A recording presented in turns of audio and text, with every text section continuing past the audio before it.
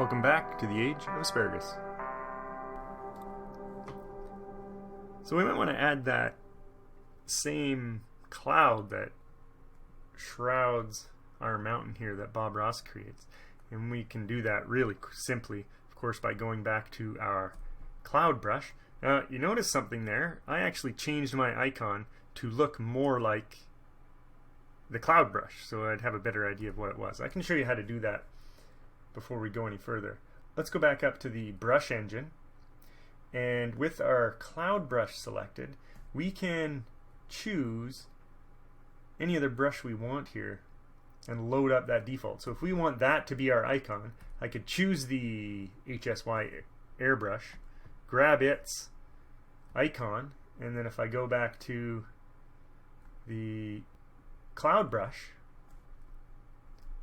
I can just save it and it will have the new icon.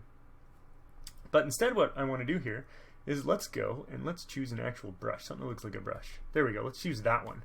I'm going to choose that brush, I'm going to load it up, load up its icon, go back, get our Bob Ross cloud brush, and with the Bob Ross cloud brush I want to draw some little clouds.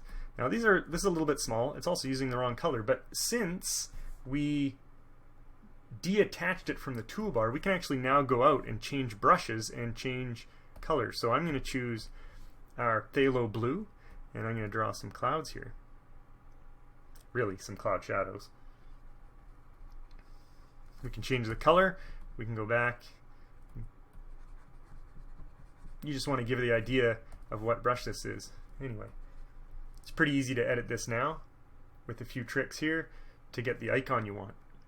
To save it, it won't recognize just changing the icon, so in order to give me the opportunity to save it, I can just reset the size. It's already 100, but if I just change it to 100 again, now I have the option to save it.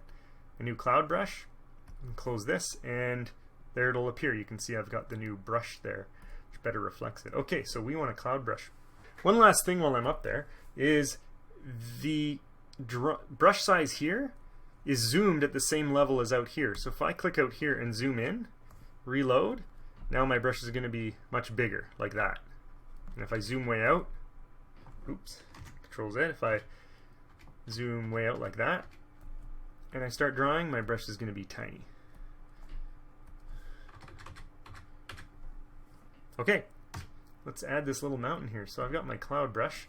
I'm going to choose a little bit of white here, and now I noticed that our mountain is a lot lower. The one I drew anyway is a lot lower. The top of Bob Ross's mountain is up past the top of these clouds. So crazy thing is, I can just select my mountain layer and I can go to this 4-arrowed button here, the move tool, and I can just grab my mountain and move it up.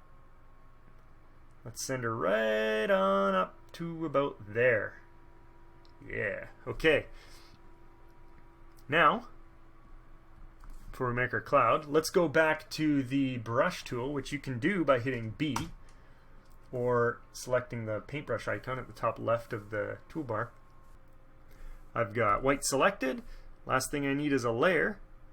So I'm going to create a new layer here. I am going to move it to the top in case I want to switch mountains later. I got lots of mountains. I want this to be the,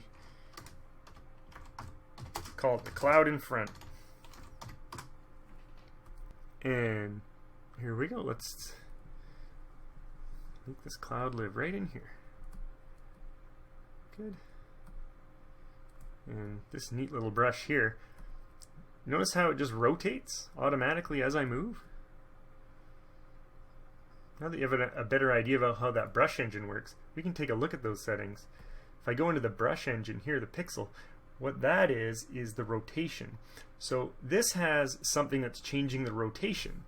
But what's changing the rotation? It's just random. Each of these options has a fuzzy section here. And if you click fuzzy, it just means that the rotation will be random every time,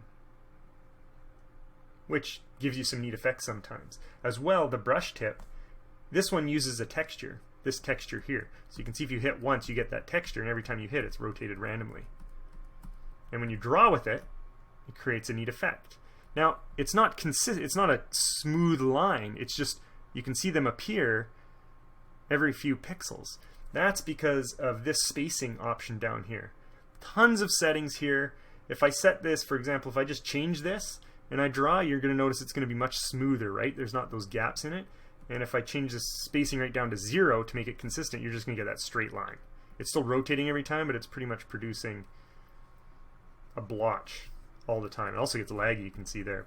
Okay, let's get that back here. I'm just going to cancel out of here. And I'm going to reselect my brush so it goes back to its defaults. There we go. Titanium white. Let's shroud this mountain. And we're going to attach it to this guy right here, just like Bobby does. Most of this stuff down here is going to cover all that up.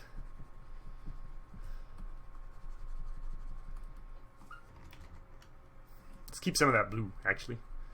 I like it. We can smooth it in. Okay, and we'll take our smudge brush.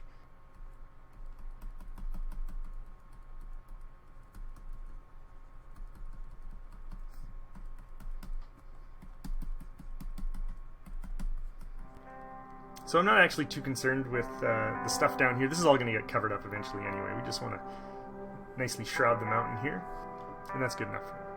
Thanks for joining me. I hope you're enjoying the series and learning a few things. See you next time.